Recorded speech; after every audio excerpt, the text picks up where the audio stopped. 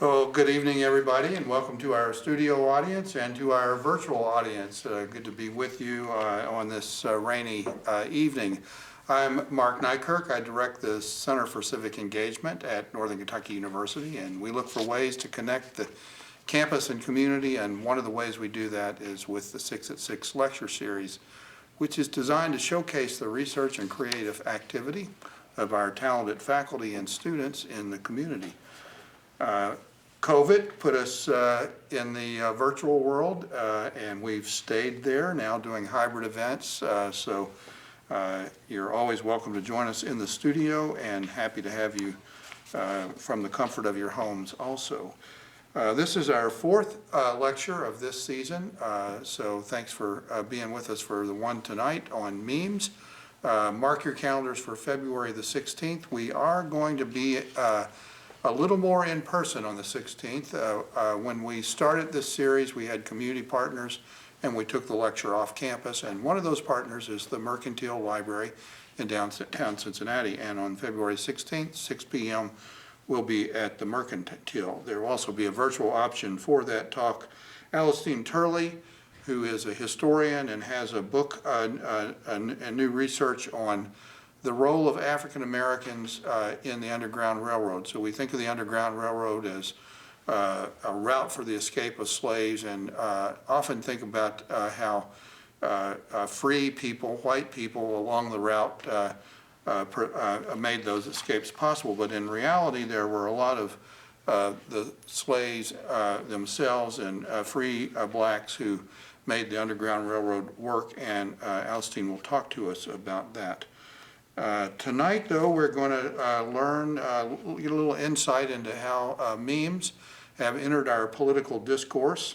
And to guide us through that, we have Dr. Stacy Jankowski, who is an associate professor in the School of Media and Communication at NKU.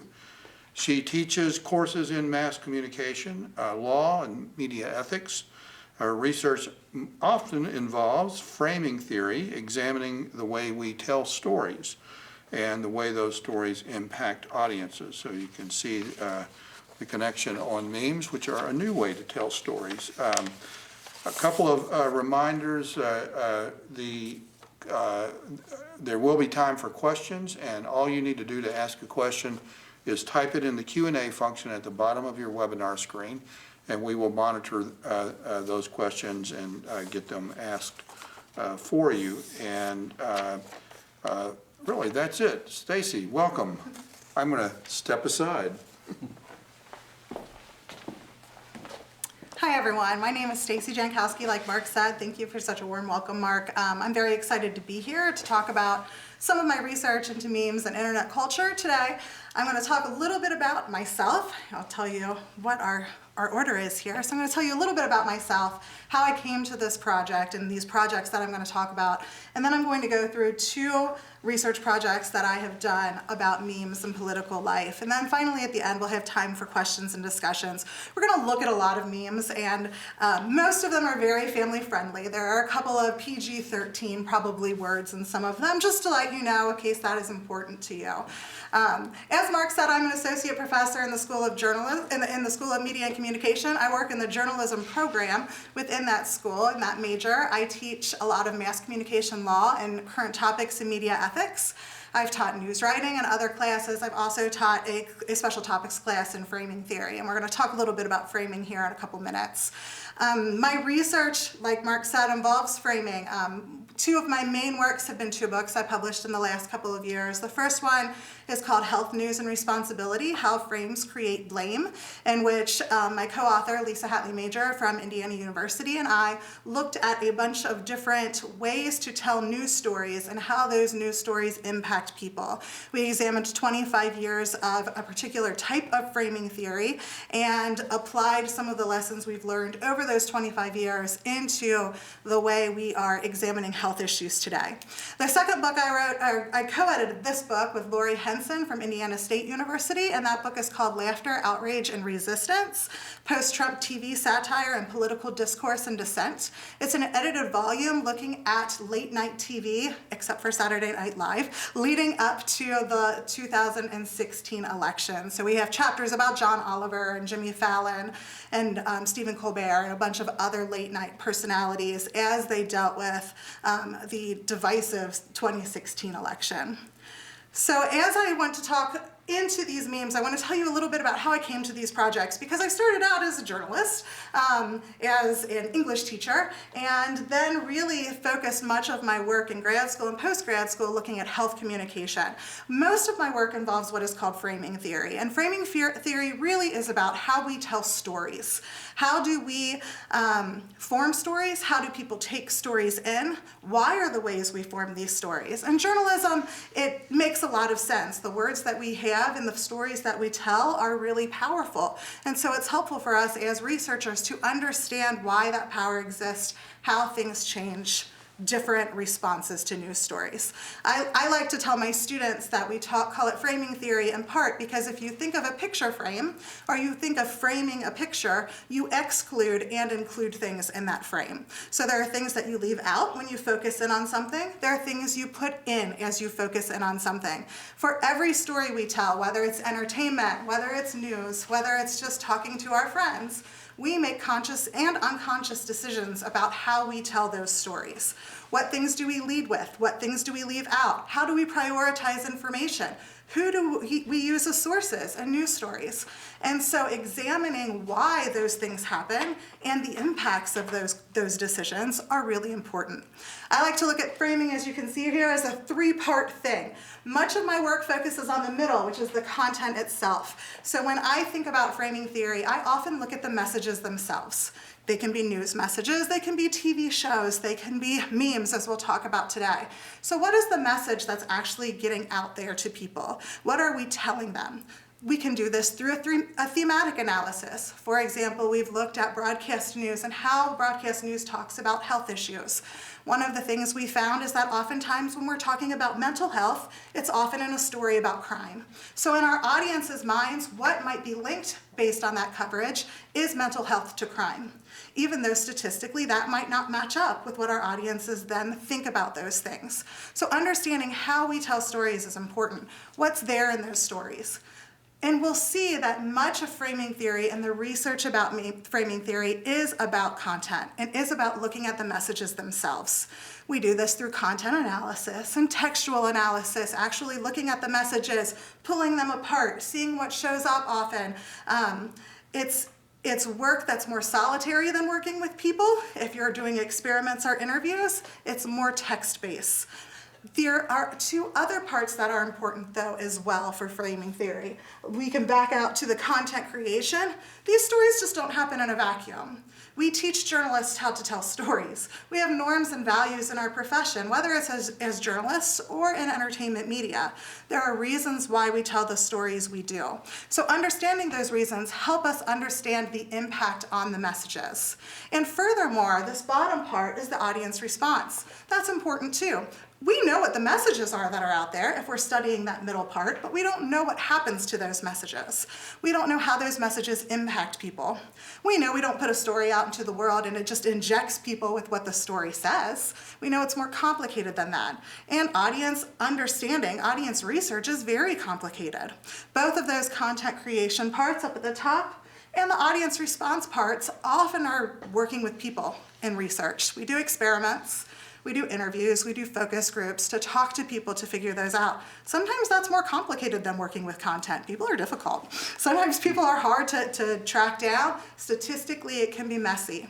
If I had to give an analogy for what this would look like is if you had a photo of a Thanksgiving dinner or a holiday meal. That's your content, right? So you have this beautiful holiday meal. You can make some assumptions about it. You can look and see what types of food they are having and perhaps decide where this is likely to happen, what the climate may be, who these people are. But just that message, just that picture, just that table doesn't tell us the whole story. So we might have certain dishes that we do because of our cultural heritage or because of our family traditions that we don't know just from that table. We also don't know what that food's gonna do to people. Maybe it's gonna make everybody sick, maybe it's terrible, maybe it's great, and we don't know that just from the picture. And so to really investigate framing, we have to investigate all three of those things. I say that now to tell you I'm not doing that tonight. What I'm doing tonight really is focusing on this center part and saying, well, here's what we have. When we looked at these two different examples of memes and a collection of memes, these are the themes and things that came up from those memes. So what the next part of this is, and the next thing that we have to do, is to really pull back and say, why, first of all, why are people creating these in the first place? What's the purpose of this? We have to think about, okay, well, if we have these things in circulation, now how does this make people feel? Does this impact the way people vote? Does this impact the way people deal with social issues or other issues? We don't know that yet, especially for these two projects. So that's the next step here. So tonight what we're focusing on is the content. So I'm going to start first by talking about what is a meme, in case that you are not an internet denizen and haven't come across memes, or maybe you're not a parent to a 12-year-old. I am. He thinks everything is a meme. So if we look at some of our past research on memes, one of the definitions that my team and I have flocked to in these projects is from Schiffman. And Schiffman talks about internet memes being a group of digital items sharing common characteristics of content, form, and our stance, which were created with awareness of each other and were circulated, imitated, and or transformed via the internet by many users. That is a lot of words for a definition. Oftentimes we're looking at things like the picture on the bottom, where we take photos or other bits of culture, stills from movies or TV shows or graphics, and combine them with some sort of text to create something new. One of the reasons why we think that this is important is because it creates some sort of cultural inside joke among many people. So you have the photo or the graphic or from something recognizable combined in creating something new to create a new issue, create a new message that you're sending out. So Milner talks about, like inside jokes between friends, internet memes, the multimodal text created, circulated, and transformed by countless cultural participants, what memes are, balance the familiar and the foreign. And like inside jokes, internet memes are universal and particular. They allow creative play based on established phrasal, image, video, and performance tropes. So this idea that we as audiences can create something new. When I went to college and graduated in 2004. At that point in time when I was a journalist, we were really at the very beginning of the internet mashing up what we did in journalism. So we did a lot of shovelware. We just shoveled our stories onto our website, and that was it. We didn't have comments. We still had letters to the editor. We might get some emails, but we do things a lot differently now in journalism and within our entire cultural life. As the internet has become more widely used, as technology has become more widespread, as it exists now in our phone instead of just on a desktop, we see people being able to use these technologies to create and to talk to each other in different ways. And so understanding that is very important. A lot of people say, you study memes? Why? What's the purpose? It's silly. It is silly, and it's funny, and it's fun sometimes. But there are true possible consequences for these types of things. We know that memes connect the personal and the political. We pass memes along that are funny but have political messages to them. We use them to show what we support and what we don't support. So we see memes being able to create solidarity and also collective identity. This idea that we can share these silly or funny jokes and create an identity amongst them and amongst groups of people. We can also use memes to legitimate or delegitimate candidates, policies, ideas, things like that. So we can send lots of memes about our politicians that either skewer them or uphold them and uplift them. And those things are easy to digest, easy to transmit. They're not reading a bunch of statistics. They're not reading a news story. They're things that we can literally take in very quickly. And because of that, understanding what they are is very important. We also know that memes impact the news agenda, particularly when we start talking about Andy Bashir during the beginning of the COVID pandemic. We saw as these memes flourished about him, that there started being news articles about the memes and news articles about his response to the memes, which we'll see in a little bit. So we can see how these internet bits, these silly things, these things people may not understand why we do, start to shape public life and start to shape the news agenda. So in order for us to understand modern political public life, we have to understand internet culture. We have to understand memeing. We have to understand things like that. Research, laws, everything is always catching up to technology. And so we need to continue to do that. Tonight, I'm going to talk a little bit about two projects, and these projects both involve memes. I worked with a variety of people on both of these projects. The first one is with Dr. Jessica Kratzer, who is from our school as well. She and I did a study about Andy Beshear during the lead up to the COVID pandemic, which we will talk about first. And the second article I did was with two researchers from outside the university, Dr. Jessica Berthazel and Tara Kelly, and we looked at election limbo memes. So we looked at memes that came out between the 2020 election day and then the Saturday after, when they actually finally called the election for Joe Biden, and examined how those memes really created a story of this limbo period between the election and the results. Both of these projects are textual analysis of memes. That means we gathered up a bunch of memes and we started looking at them. We looked for common themes, we looked for common ideas, we compared and contrasted them, winnowed down themes, winnowed down ideas to come up with what kind of things they were actually telling us. What were the messages that they involved?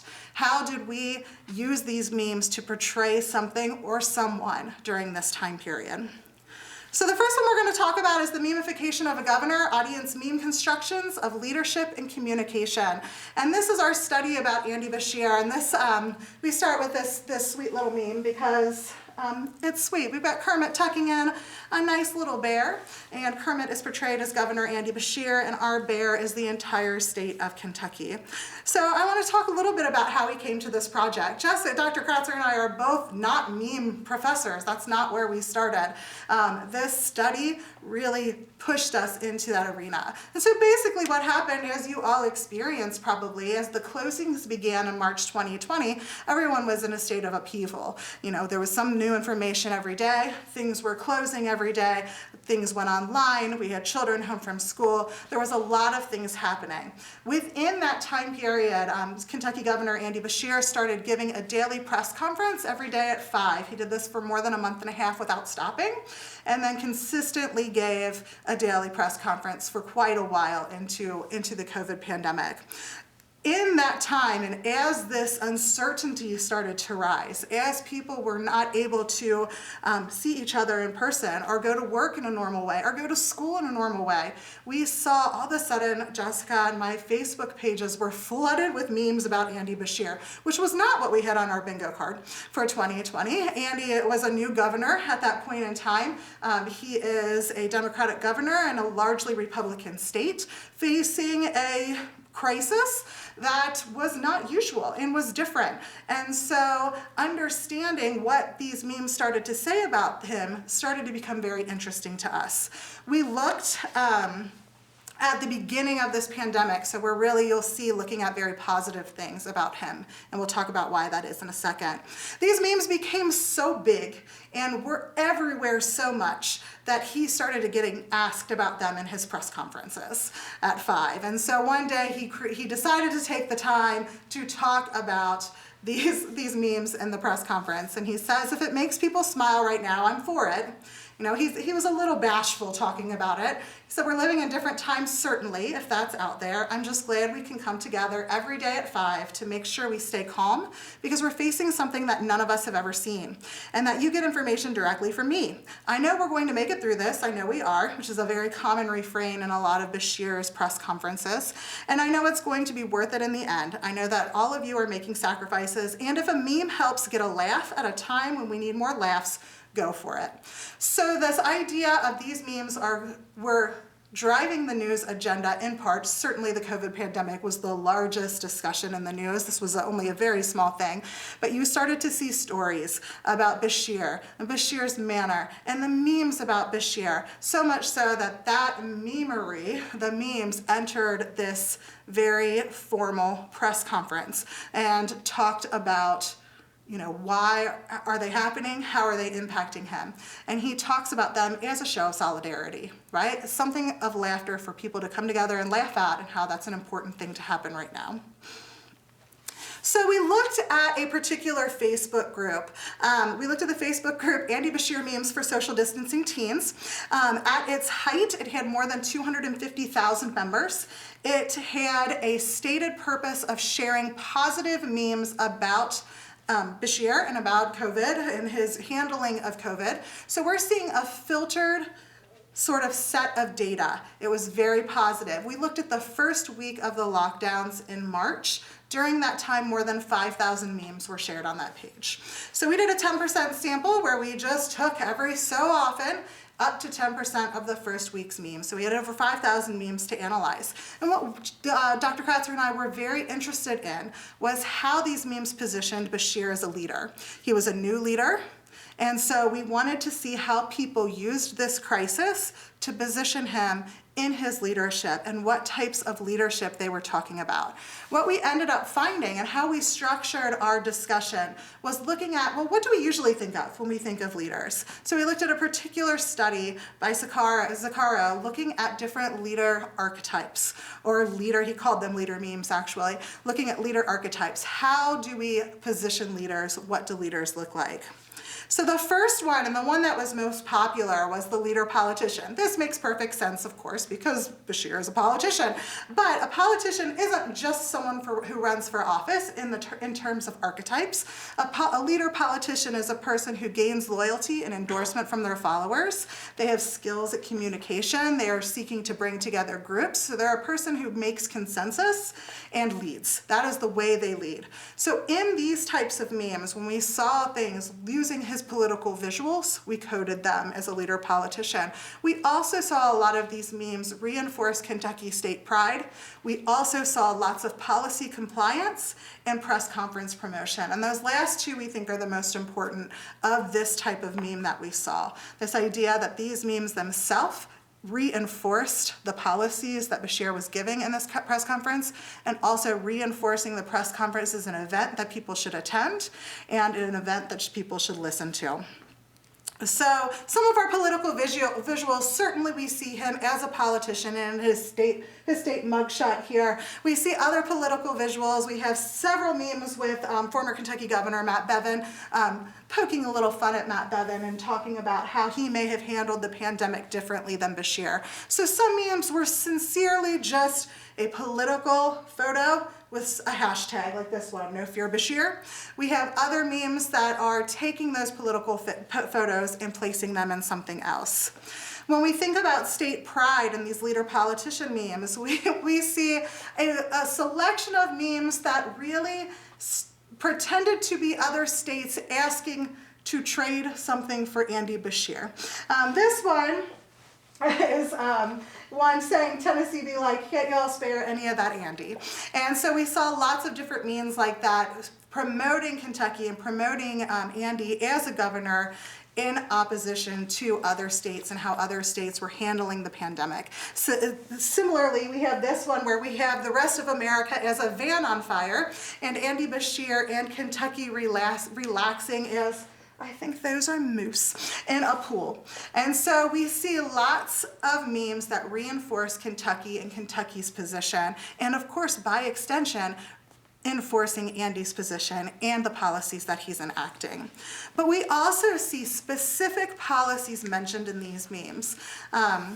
Some of them, this one with Kristen Bell here, where she says when Andy classifies liquor stores as essential and is very just overcome with emotion at how wonderful that is, was such a popular meme. This meme was everywhere, reinforcing this idea of essential businesses versus not essential businesses. And of course, because of the difficulties of the pandemic, being very excited that liquor was easily available. We have another one where we talk about, and other memes talking about Andy in his press conferences talking directly to businesses and to other entities that were not following his closures and were not following his essential businesses being open list. So for example, the Floyd County flea market was still open, and Andy in his press conference addressed that and said that that wasn't a good thing to happen. And so we have a meme made about that where everyone is riding at dawn in order to uphold that policy of closing these non-essential businesses.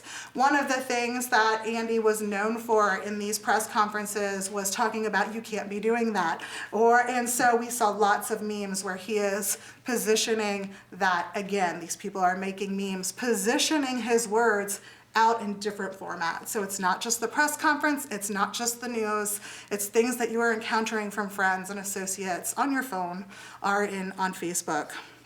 The other type of political leader meme was this press conference promotion. And so we saw that this press conference became very important to these people and that they structured their days, which were very at home, around this press conference. It became a collective event for people to watch together, online and separate. So we see a lot of memes talking about waiting for 5 o'clock to spend that time with Andy. 5 p.m. beers with Bashir was a big one. This idea of Andy time at 5 o'clock. The idea of other politicians means this one's talking about Trump versus Andy's meetings. Our second type of leadership is a leader warrior. And our leader warriors is what it sounds like. These are conquerors or heroes, right? The politician's a consensus builder. They're leading that way. A leader warrior is a person who fights for justice and fights for their constituents. We saw in these superheroes, lots of Superman, lots of Guardians of the Galaxy, lots of Marvel figures in which Andy has had his head superimposed on the superhero. Not just Andy, we see some of his staff, Kenneth, Virginia, some of the people who are also in his press conferences are also placed in these superhero tropes. We also saw both masculine strength that weren't superheroes and feminine strength that weren't superheroes. So for example, we saw lots of wrestlers and strong men is Andy Bashir. And this one, he is the Hulk, is defeating chiropractors performing elective procedures, which you were not allowed to do in the ban on non-essential businesses. Here we have a strong person picking up each and every Kentuckian's health and wellness. So again, promoting Andy.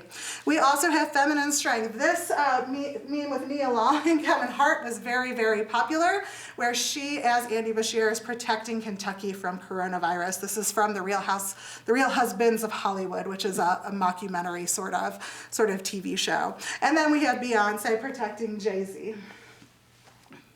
Our third type of leader was a leader teacher. So Zakara talked about these leader teachers. These are coaches, so they're not warriors, they're not politicians. These are people who empower. These are coaches. They have empathy. They support oneness. So this idea of helping people and nurturing people. And within our leader teachers, we saw specifically leader nurturers. So we see increased intimacy. This idea of caretaking and nurturing is how Andy is positioned in a lot of these memes. So we see him as Bob Ross, talking about, there's nothing wrong with having a tree for a friend because you can't go hang out with people right now, so trees are fine. We also see him as Mr. Rogers, and we see him in Punky Brewster as well, where we see him as these very nurturing, caretaking figures. The first meme I showed you with Kermit the Frog would fall in this meme. And then because it's the internet, our fourth meme type we had for Andy was a leader as an object of lust. And so we have Andy positioned either romantically or sexually through some of these memes. So for example, we have him as Patrick Swayze in Ghost with his arms around Demi Moore's Kentucky and that very sexy pottery scene from that movie. We also see him positioned as the better alternative to Jason Momoa in terms of what women want. And then finally, in another example of this is how Andy is positioned as the romantic partner of Kentucky. So some of the takeaways from this project are looking at him as a multifaceted leader. So these memes were all legitimating him. Purposefully, they're filtered to us. The moderators of the page said specifically that they wanted things that were positive, and so therefore we see these positive images of this governor. We see him as the savvy communicating leader politician. We see him as a heroic and fierce warrior. We see him as a nurturer, and then we see him with lust and sex appeal. And then certainly beyond just legitimating him as a leader, which is important for a new governor, particularly facing his first crisis, we also see this process engaging with policies, engaging with press conferences in order to spread the message beyond what even he and his people were doing. And so looking at these memes as a way to actually send out political messages is an important thing. I'm going to talk next about our second project about the Election Day limbo memes, which is called, well, it's Election Day again, which is a Groundhog Day call out, how a multi-day memetic narrative captured the world's collective anticipation during the 2020 election week limbo. So our background on this was certainly the 2020 election took place under COVID precautions. Things were still a little wonky at that point in time. Not a whole lot was completely back to normal. So there were lots of questions about how we were going to run this election. It was certainly a divisive election and one in which people had a lot of feelings about. So in part of the COVID procedures, we had mail-in ballots were extended. And so therefore, a lot of the discussion in the lead up to the election had to do with security, certainly, but also this discussion of when are we going to get results? If we have to count mail-in ballots differently than day of ballots, we're going to see results take longer. We're also going to see if the day of ballots get counted first, what they called a red mirage, where they believed that Republican voters would be more likely to come out in person to vote, and so therefore, if those votes are counted first, they were going to look like they were winning until the mail-in ballots, which they believed were more Democratic leaning, would start coming in. So there was a lot of uncertainty about how this would play out. The procedures were a little different. And so it really lived up to a lot of this discussion of it's going to take longer. We're going to see one thing and then a change over time. And so that creates a lot of anxiety. So we have the election day on Tuesday. The race isn't called until the following Saturday. So as we started to attend to these memes, we were really looking at the visual patterns. So what was here? What types of things are we seeing? Are there actual unique moments and unique people that we see throughout these memes? How do we deal with them? Are there emotions that are played out in these memes? We looked at this in this time period as there was a lot of anxiety, particularly amongst people who were really engaged in that political process because they didn't know what was going to happen. And so trying to figure out if that anxiety played into some of these memes and how did these memes morph and change over time. So what ended up happening for us, we found about 550 distinct memes that we looked at. And again, we're comparing, contrasting, looking at them as a whole and individually.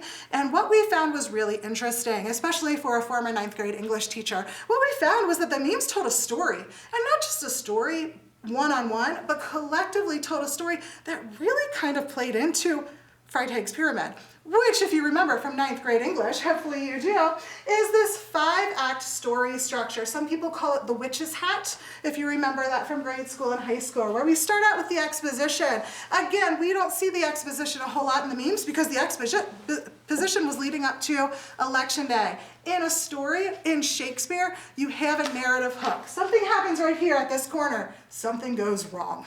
And you've got to spend the rest of the story, the rest of the sitcom, the rest of the Shakespeare play figuring out how to deal with that problem. So our narrative hook here is the election. It's not over yet. We don't know what's going to happen. And so we see memes that create this rising action that can increase the problem, raise the stakes, add a little bit more suspense for us as we get to the climax or the turning point of the story, where we take that problem and we start to fix it or make it worse, right? It's the top of the action.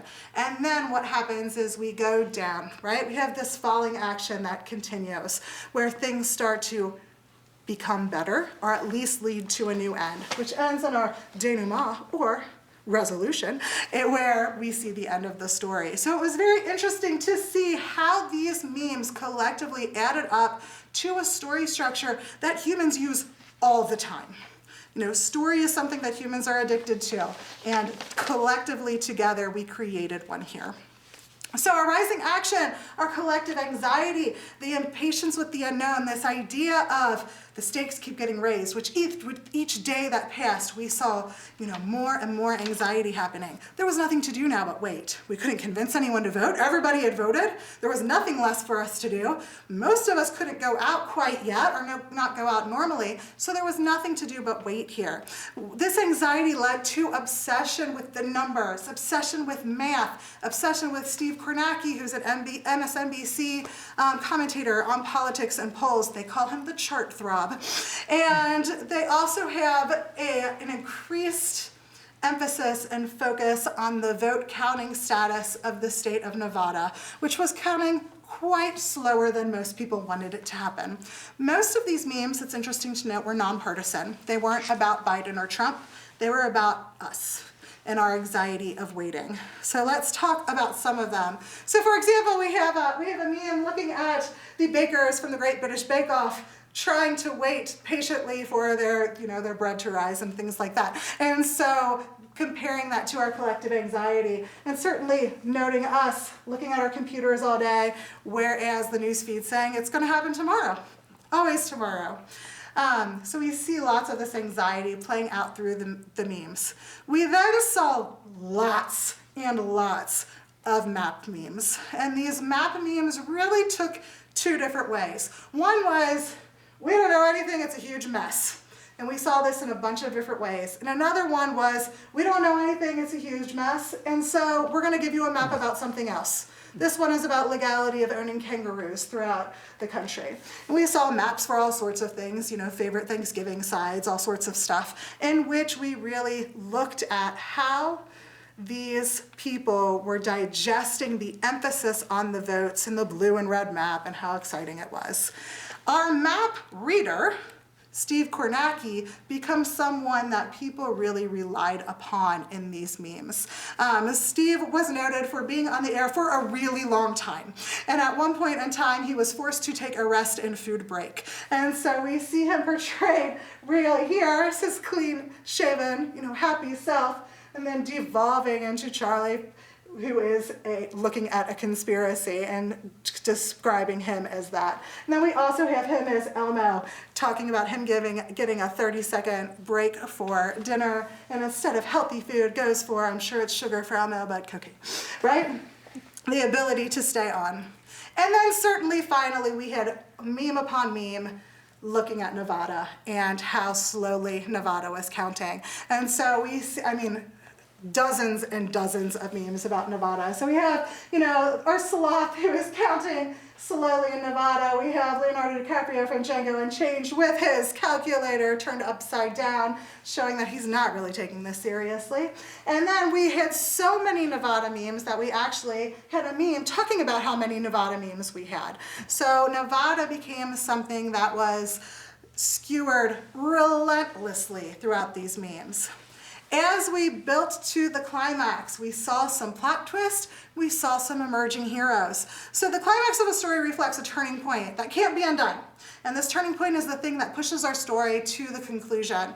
So here, at this point in our Election Day coverage, it's becoming clear to us that the red mirage, the thing that we were talking about before the election even happened, seemed like that's what it was gonna be like. That the red was going to start, and over time, the mail-in ballots that were blue were going to come in and change things. In these memes, we see sneak attacks. So we see people coming out of the woodwork to create these changes. We see heroes that are shepherding this election to the result, and an emphasis on finishing the count. here our memes start to become more partisan. So we're over the anxiety of waiting, of all of us collectively waiting. Now, as things start to become clearer, we see that partisanship sneak back into these memes. So our first one, we saw a lot of sneak attacks where Jason Momoa is sneaking up on Henry Cavill. And so we see Georgia in the mail-in ballots, Georgia being red until the mail-in ballots are counted and it flips to blue. We see a lot of Gritty. People are really excited about Gritty for the Philadelphia Flyers hockey team. And just like Georgia, we have a lot of emphasis on Philadelphia as a state that changed in this election. So we have Gritty sneaking up on Trump. We have other heroes in the switch of Georgia from red to blue. Stacey Abrams is talked about or blamed, depending on what line you are coming from, as a person to shepherd that change. So we have Stacey Abrams from The Lord of the Rings. I am no man who's able to defeat the Lord of the Rings character who said no man would defeat him. And then we have Gritty as Betsy Ross. Gritty is in all sorts of things here. And then finally we have an emphasis on the count. And the way we emphasize the count was with the count. And so we see our count, the presidential election update. A national accounting expert has been called in. We saw lots of memes with the count from Sesame Street, who, if you are not a Sesame Street person, is a vampire who counts things. It's very exciting. And then again, we have a takeoff on a very common meme that usually has a cat where the count is, and Trump in the other position yelling at the count. So finally, as we start getting into we know who won or we know who's going to win, we just haven't called it quite yet. With the election feeling on firmer ground, these memes pivot from the waiting and the results to questioning the results. We saw many personal attacks here, either on political parties or politicians, and the electoral process. So I'm going to show some of these quickly as well. So for example, we have on this side, we have Michael Scott as Trump. In an episode of The Office, he decides to declare bankruptcy, and in his understanding of that, he walks out into the room and says, "I declare bankruptcy," and they all have to explain that that's not how that works. And so here he declares presidency, and they're telling him that's not how this works. We also have a picture of Hillary Clinton dropping off ballots, certainly implying that the Democrats were cheating in this election. Similarly, we have Joe Biden thanking his voters in Michigan, placing him in a graveyard, suggesting, of course, that the voters that he is thanking are not with us, that they are dead people. And on the other side, we have a meme of Vladimir Putin's phone in which Donald Trump is trying to reach out to him for help that is going unanswered. So we see very partisan, personal, on particular politicians' attacks as this election comes to an end.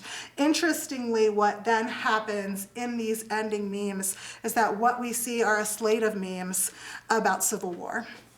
And so some of the things that we saw was there's a meme of Trump with his computer, and the search is how to start a coup spelled incorrectly.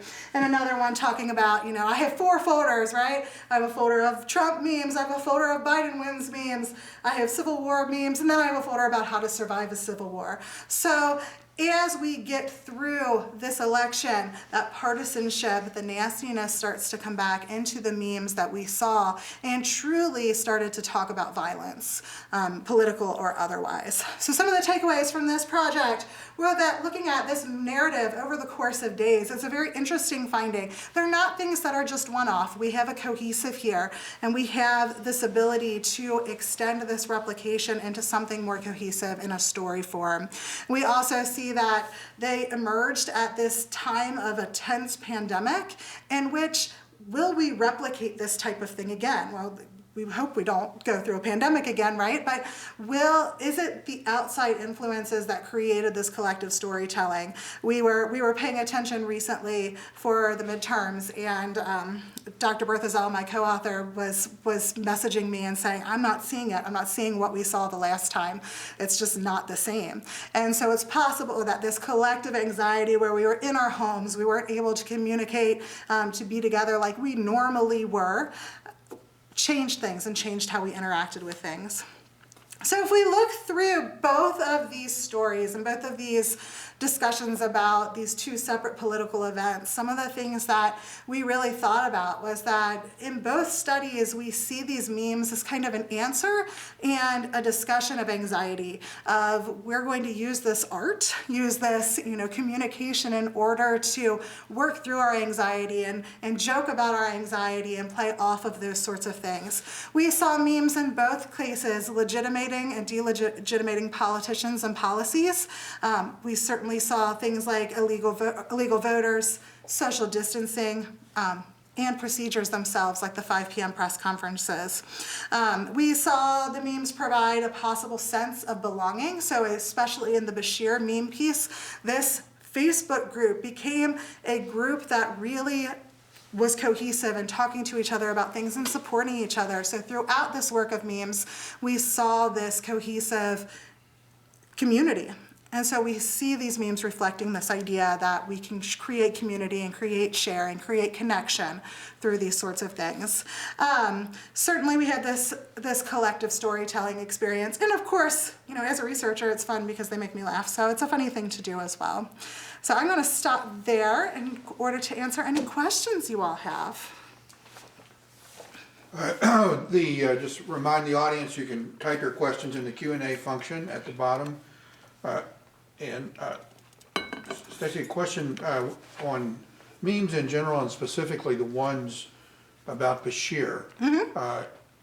Can a viewer, it's kind of a media literacy question, can a viewer know where a meme comes from? To what extent were these memes generated by Bashir's political team, or they were more grassroots oriented? Have you any idea? That's an excellent question. And one of the issues with researching memes, there's a lot of copyright issues too, right? Because the meme themselves is a new creation, but they're often using other people's pictures and other people's words, and so it becomes very difficult. It's really hard to track who made them. It's really hard to track where they came from and when they came to be. We know in the Bashir memes that there were people in that group who worked for, not him at the time, but in the past had worked on his campaign. So certainly there was a political perspective. Was he involved? I don't know, but it's entirely possible that there's power in this sort of thing, absolutely. So when you look at political memes, you certainly have to question where they're coming from and who's doing the talking here. So just to follow up on that, you question it, but can you get an answer to it? That's a great question, and I don't know that you can get an answer to it. Makes it hard, which makes that first part of the framing where you talk to people a lot harder, because you got to find them. Another question, in your analysis, did it seem that one side was any better at this than the other, one party, or in the Bashir memes, we wouldn't have seen that since it was so specifically positive and intentionally positive. But we did see certainly more positive memes at the beginning of the pandemic than we saw negative memes as the pandemic went on, if that makes sense. So there were certainly groups that were made on Facebook that tried to do the opposite of the positive memes about Bashir and about the pandemic and the way he was handling the pandemic. Those never took off in the same way in terms of followers that the other groups did. And Facebook went through in the last couple of years and really cleared out a lot of these groups in terms of political posturing. There's research there talking about meme use on the right. In the election day memes, I think that it seemed when we got to the end where we started to see more partisan memes, and certainly just by looking at Steve Kornacki being from MSNBC, you would think that there's more of a left lean to a lot of those, but I don't know if that's because the left was better or because they were winning. Well, I think I'm monitoring my screen here, but I think we have one more question. Okay. And what's the future of this? These are stagnant. We're of course much more used to videos on social media. We're hearing about artificial intelligence, where maybe the memes of the future are put words in people's mouth. Where's this headed? That's a good question too. I think that Stagnant is right in that there's still photos, but not right in that they're morphed. So we see similar memes and similar photos reused and reconstituted for multiple different things. But yes, in terms of video and movement and sound, absolutely, and especially with the rise of TikTok and really quick clips, we're seeing a lot of these things go to video. And that makes, research-wise, that can make things harder because there's more content and more contextual things you have to look at, right? Throughout the same thing that the future of this, I think, is that we have to keep trying for research. We have to keep paying attention to it and making sure that we're working to understand it because it has an impact. Well, everybody join me. I know we can't hear you out in the virtual world, but thank you. You're welcome. Thank you all. I appreciate you being here. And we want to thank North Media for all the production help this evening. Yes. Good night. Thank you.